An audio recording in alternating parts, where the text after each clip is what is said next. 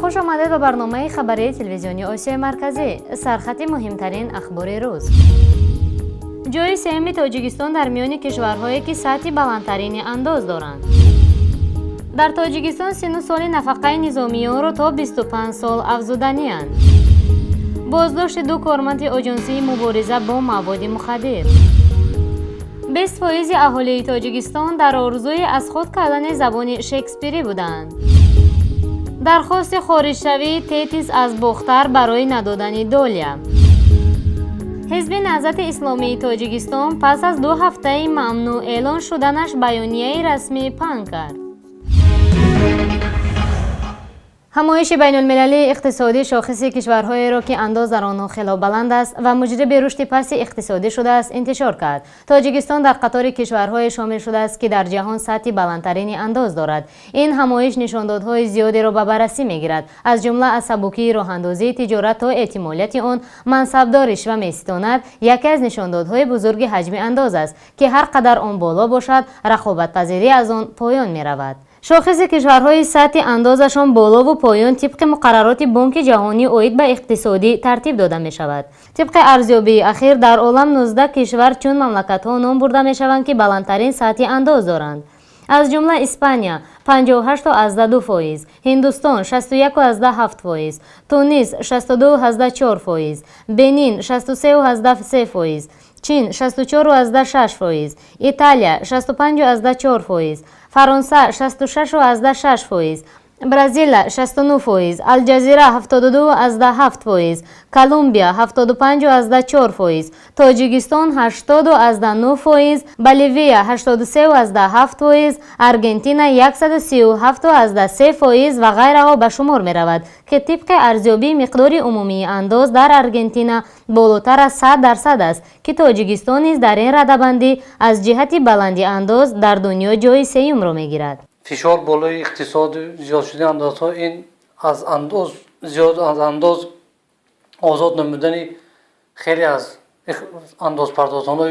اندازپردازهای بزرگ است که ما میدونیم که با چیزها اونها از پرداخت انداز آزاد میشن. حکومت میخواد این کمبودی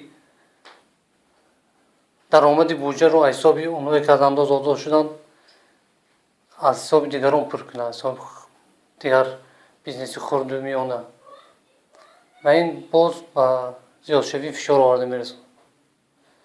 راه یگانه نجات از این بحران برای کشورهای چون تاجیکستان این به درجه مینیمالی رساندن اندازها و از بین بردن تمام تفتیش و لیسنس و نمیدونم سرتیفیکت و با چند اجازتنامه دیگر است.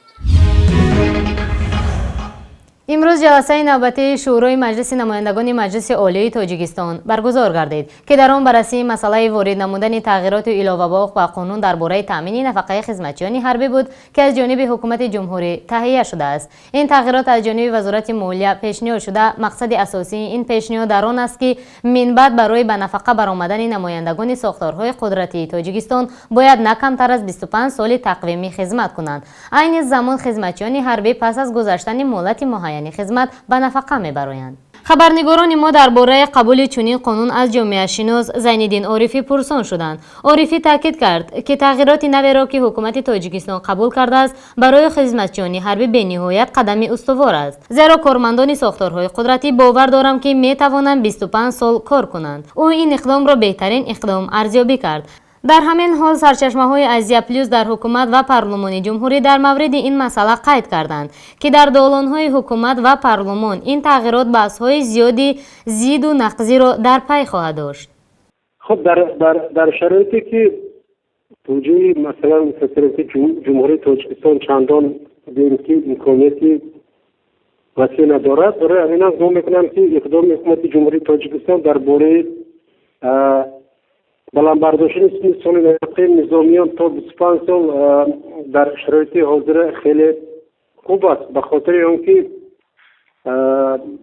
افسران ما البته قدرت دارن، امکانات دارن که تا 25 سال تقویمی خدمت حربی خود را به جا بیارن و در نهایت کار در شرایطی که امروز یک نوع بحران اقتصادی فرا گرفته است و به این خاطر به نظام آوردن وجود جمهوری تاجیکستان در بخش‌های گوناگون خیلی ضرور می باشد.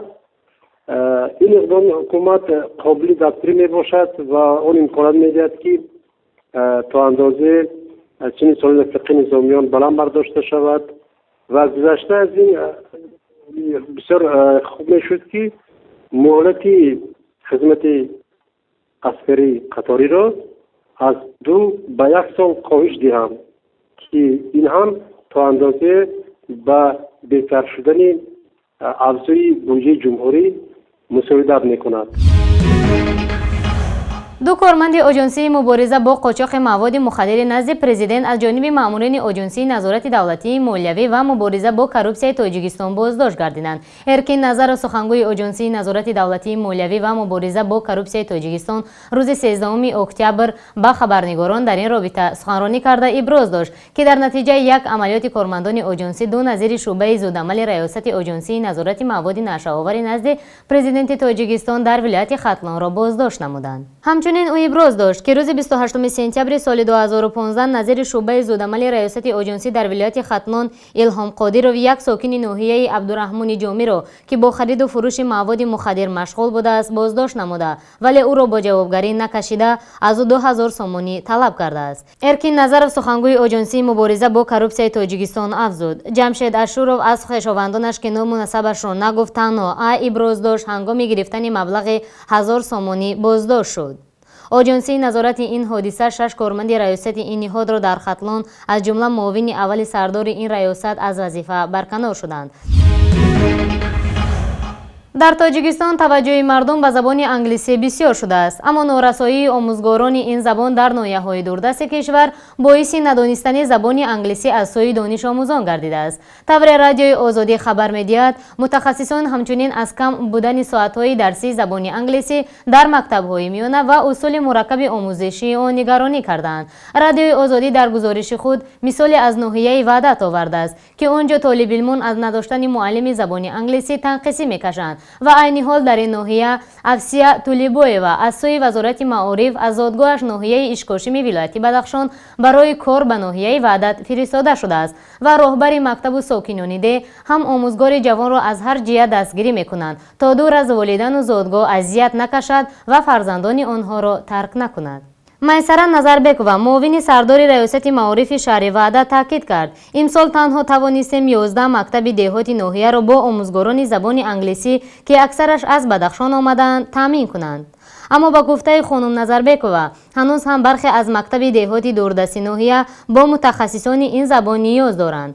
وی با تأسف میگوید نه همه متخصصان جوان برای کار و تعلیم در شرایط روستا آماده میشوند. با گفته خانم نظربکووا در مجموع امسال از بدخشان به ناحیه 70 معلمه فنهای مختلف آمدند. او میگوید ما اکثر آنها را به دهات دوردست رامید سفربر نمودیم ولی متاسفانه جوانان امروزه در منطقه های دوردست هم شرایط شهر را طلب میکنند و بعد یک مدت کار آمده میگویند که ما آنجا کار کردن نمیتوانیم و میرویم.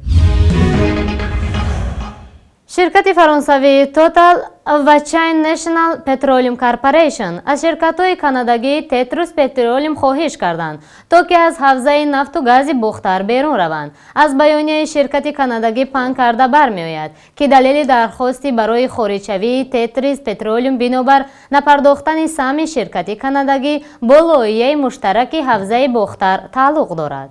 گفته می شود که تتروس پترولیوم باید تا 9 اکتبر 128 میلیون دلار را که باید ماه سپتامبر با لایحه مشترک روان میکرد پرداخت نشده است. اینچنین 780,000 دلار را برای ماه اکتبر نیز پرداخت نکرده است. طبق اطلاعیه تتروس پترولیوم 11 اکتبر این شرکت درخواست گرفته است که از لایحه برای اکتشاف و استخراج نفت و گاز در حوزه بختر خارج شود. تابستان سال 2013 حکومت تاجیکستان با شرکت توتال و چین نشنال پترولیوم کارپوریشن اوید به شامل گردیدن این کارخانه ها به سازشنامه درباره تقسیمات محصولات قرار داد و امضا رساند.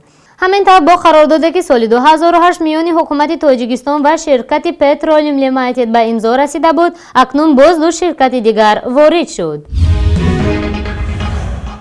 دادگاه شهر دوشنبه عریضه وکیل مدافع بازداشت شده تاجیک بزرگمیریارov علیه قرار دادگاه اسماعیل سامانی در مورد حبس 2 ماهه را بررسی کرده و آن را به تغییر گذاشت. جمشیدیارov برادر و وکیل مدافع به رادیو آزادی گفته است دادگاه شهر دوشنبه عریضه بزرگمیریارov را روز جمعه بررسی کرد. دادگاه اسماعیل سامانی چند قبل با قرار خود حکم 2 ماهه حبس پیشکی بزرگمیریارov را صادر کرده بود. با گفت جمشیدیارov وکیل مدافع با نشانی آن که بزرگمیر می تواند با قرار بیرون نرفتن از منزل زیست در نزد خانواده‌اش بماند از دادگاه درخواست کرد تا در این حکم خود تجدید نظر نماید. بزرگمیریارov هنوز روز 6 اکتبر به دادگاه اسماعیل سامانی برای بازنگری این حکم عریضه شکایتی پیشنهاد نموده بود. بزرگمیریارov و گروهی از وکیلان دفاع پس از بازداشت گسترده اعضای حزب نهضت اسلامی تاجیکستان برای حمایت حقوقی از آنها کمیته دفاع از بازداشت شده ها را سازمان دادند. او روز 28 سپتامبر از سوی مامورین پلیس بازداشت شد. وزارت امور داخلی تاجیکستان او را با قلابی و ساختگاری عیبدار کرده و علیه‌اش پرونده جنایتی باز نمود. در همین حال سامانه تاجینفاور بیانیه اولیه شورای سیاسی حزب نهضت را پس از ممنوع اعلان شدنش نشر کرده است. در این بیانیه گفته می شود که این حزب اخیراً جلسه اول خود را پس از حبس قسمی از اعضای شورای سیاسی ریاست عالی و مسئولین فعال حزب برگزار نموده و پس از بررسی وضعیت کنونی در تاجیکستان و اطراف حزب قرارهای لازمی را برای ادامه فعالیت و حل مشکلات موجوده قبول کرده است. در بیانیه دقیقاً گفته نمی شود که جلسه شورای سیاسی حزب در تاجیکستان ممنوع اعلان شده در کجا برگزار گردیده است، اما از متن خبر تاجینفاور برمی‌آید که حزب نهضت اسلامی تاجیکستان بار دیگر ربط نداشتن خود را با گروه گنرال نظرزاده و حادثه‌های اخیر رسما اعلان کرده همه گونه تلاش‌ها را برای ربط دادن حزب و رهبریت آن را محکوم نموده است. همچنین رهبریت حزب تصمیم گرفته است که شورای اجرایی تأسیس داده شود. از اعضایان و جانبداران حزب باشد تقاضا شده است که تا بیکار گشتن حکم سود عالی تاجیکستان عاید به منع فعالیت حزب نهضت اسلامی تاجیکستان از فعالیت حزب نهضت اسلامی در داخل کشور خودداری نمایند. تماشابینان عزیز، اینجا به پایان برنامه امروز رسیدیم. برایتان خبرهای خوش و سرور زندگی را تمنا می نماییم. تا بخش‌های نوبتی، خدا نگهبانتان.